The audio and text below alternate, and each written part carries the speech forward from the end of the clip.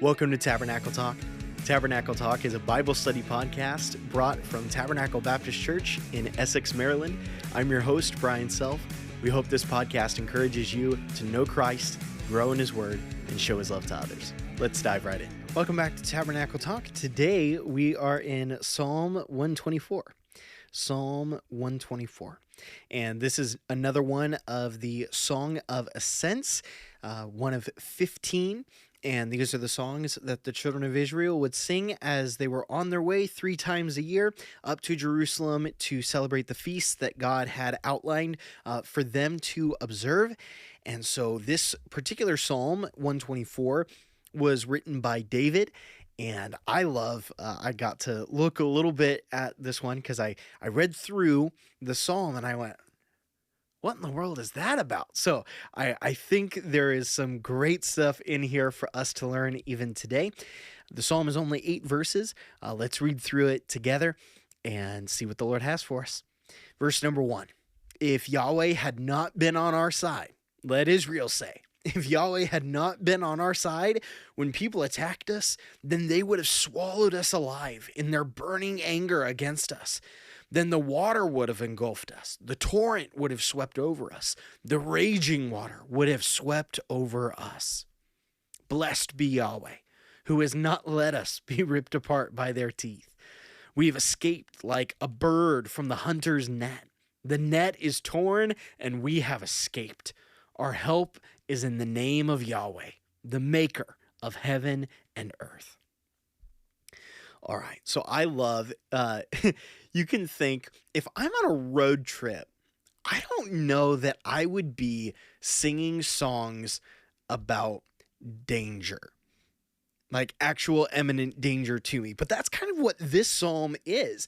It's, God, you have kept us safe. You have been on our side against the battles that we have been facing, literal battles, against other peoples. So you can think this is written in David's time. So at that point, you had the Philistines in a bunch of different cities. Certainly Gaza would be a big one of those that there would have been battles against. You have the Syrians to the north were often causing difficulties. And if I remember correctly, Syria, Ammon, and possibly the Moabites as well. Oh, and the Edomites were all those nations surrounding Israel.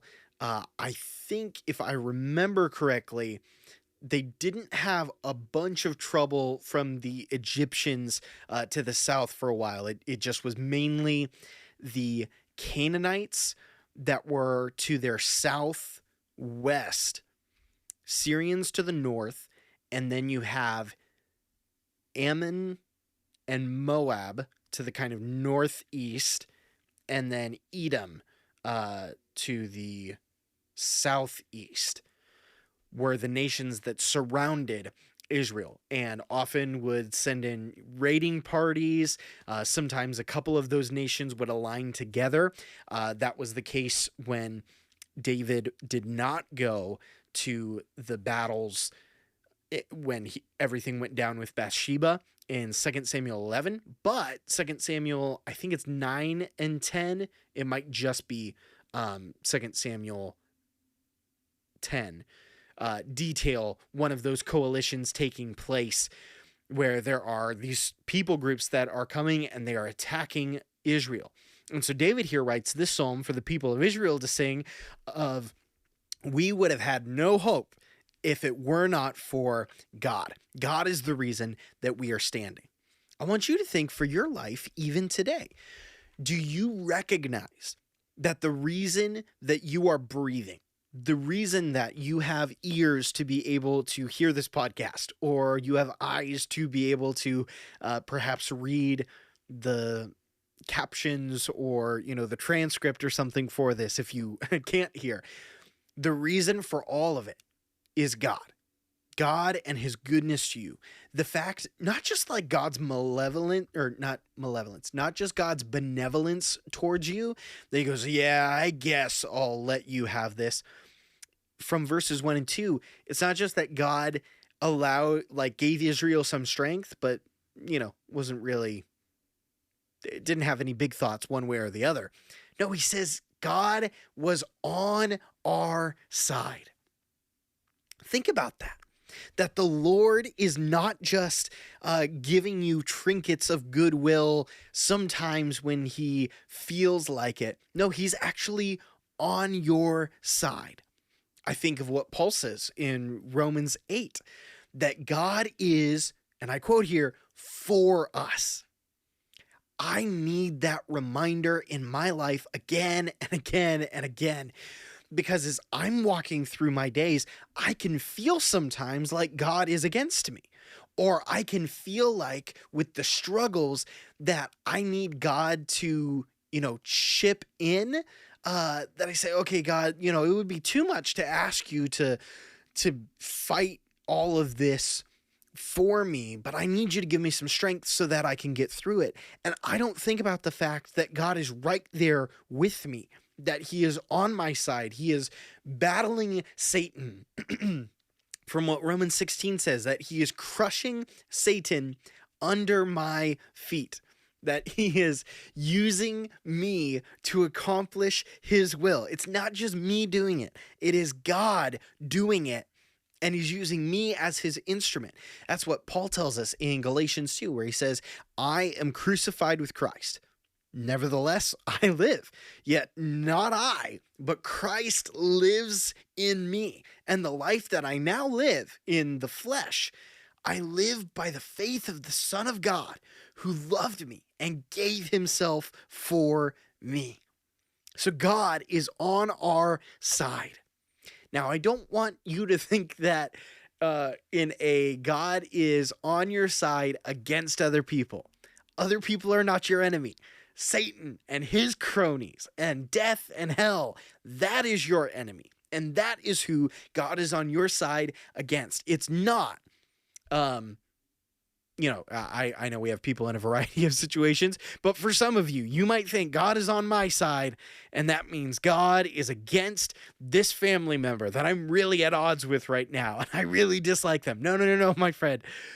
My friend Shelly Porter let me know the other day that was a kind of Brianism of doing that. No. I didn't even realize that was a thing, but Shelly, if you're watching, I've now noticed it. I do that. So God is not on your side against fellow humans. He is actually on their side too, and he wants their benefit. He wants their good. Now, sometimes what is good for them here, as in this psalm, may be that they are foiled in their plots to do evil, that part of God's being for them is that he does not allow them to carry out, here as in this time period, murder, theft, that kind of stuff. And that might be the way that God is for them. But as God is for us today, God being for us means you can have grace to deal with people. You can have wisdom to be able to say what is good or to not say when God has that for you. It could mean that God has you to win other people to Christ through your testimony. That as you talk about what God's doing in and through and for you, they would go, I want that kind of walk and relationship. And before you go, well, no, that could never happen with me, I could tell you story after story. I could take you to person after person who found that to be true within their own life. And I've seen it enough times that I know it doesn't matter what kind of person you are. I have family members that for decades of their lives, they were just a mean, cantankerous person. And they were not kind or pleasant to be around. And you would never go, yeah, that's definitely someone that can be won to Christ. And yet, they were. Through the lives of God's people, that they went, yeah, you know what? I do need to follow Jesus. And so because I've seen that within my own family, with people that I never would have anticipated it happening to, I can tell you there's no one off limits. There's no one that God cannot save. And so just keep being faithful and realize God is on your side. He's on your team. He's not fighting against you. He's fighting for you. The question is, are you working in your best interests, or are you working against your own best interests?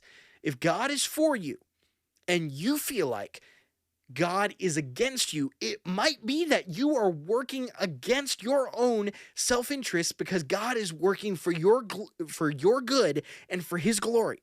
And so if you feel like God's against you, it could be that you are trying to take actions or say words or go a direction that God would not have you to go, that would end up in your bad and in God's disglory.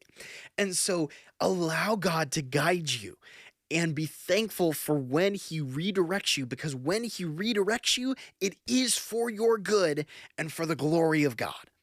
And so you can be confident that God is for you. He is on your side. All right, that was way too long on just those, that one thought, if the Lord had not been on our side. But then I want to look at this thing next, because right after that, David says, or he describes the enemies of Israel in two ways. Number one, as the chaos waters, and then secondly, as hunters hunting Israel, who's kind of likened to a bird of sorts. So, number one, the chaos waters. If you remember Genesis 1, what's the very first thing that God, if you will, tames? Or I'll say the second thing, because I'd say the darkness, he relegates it to its own realm, where there's the light and then there's the dark. You have day and night. But then he deals with the chaos waters. Now, I've mentioned this many times before. I think I cannot remember which psalm it was. I want to say it was in book 3 of Psalms that we looked at this multiple times. Psalm 93, I think, also dealt with this. So you can look back, like if you search Tabernacle Talk and then put in like chaos waters or dragon or sea monsters, you'll come across these a couple of times. I loved learning about this. So in the ancient Near East, how that group of people thought about the origin of the world was that life emerged from the ocean, not unlike how many scientists today kind of think about the world. So they thought life emerged from the ocean, but the ocean was always trying to end life. The ocean was always trying to get back everything that came out of the ocean. And so they would kind of mesh a thought of the ocean is always trying to destroy the land. And then to make it even like cooler, scarier, they would have a oceanic sea monster water dragon thing. So think a little bit more like how Chinese dragons look. Think a gigantic sea serpent or sea snake. The chaos water monster. The illustration I'd used before was think Jaws, the Meg, or Godzilla are kind of the ways that even in our cultural zeitgeist, we still kind of have this thought of chaos creature from the water that will destroy life. I think it's so cool that we still kind of have some of those same types of things in our culture today. So that's how they thought about the waters. So then in Genesis 1, God gives the story, not that the waters are trying to destroy all of this life that God has made, but God's in control of the waters. And so even there in Genesis 1, God says that he created the Tannin. It is in some translations have it as whales, which is not a great choice. The sea monsters is how anyone during that time would have understood what the Bible was claiming, that it claimed that God had authority over the chaos waters. And I just think that's such a cool thought. So here, David is writing and he is comparing the nations around Israel to the chaos waters. He says they are Godzilla, coming up, trying to destroy and engulf and destroy Israel. He says they would have swallowed us alive in their burning anger against us. Then the water would have engulfed us. The torrent would have swept over us. The raging water would have swept over us. I've also mentioned, when this has come up before in Tabernacle Talk, that this is how especially the Old Testament prophets talked about the nations of the world, that the rulers and the demonic rulers of this world system, this is how God describes them. He says they are working together for the destruction of life and order and everything that God has made. And so when you look at nations and they demolish cities and they destroy things, I want you to think about this. I want you to think, oh yeah, that's exactly what Satan and the demons want. They don't want there to be the life and order and joy and human flourishing that God made. They want there to be death and devastation and disorder and chaos and anarchy. It is exactly what Satan wants. And so David says, I'm so thankful God was on our side, because there's all of this craziness happening and it's like the chaos waters were coming against Israel, but God was in control and he restrained the waters. And then verse 6, the second example, so he says all of the nations were like the chaos waters that were going to destroy us, but God was on our side. And then verse 6, blessed be Yahweh, who has not let us be ripped apart by their teeth. We have escaped like a bird from the hunter's net. The net is torn and we have escaped. Our help is in the name of Yahweh, the maker of heaven and earth.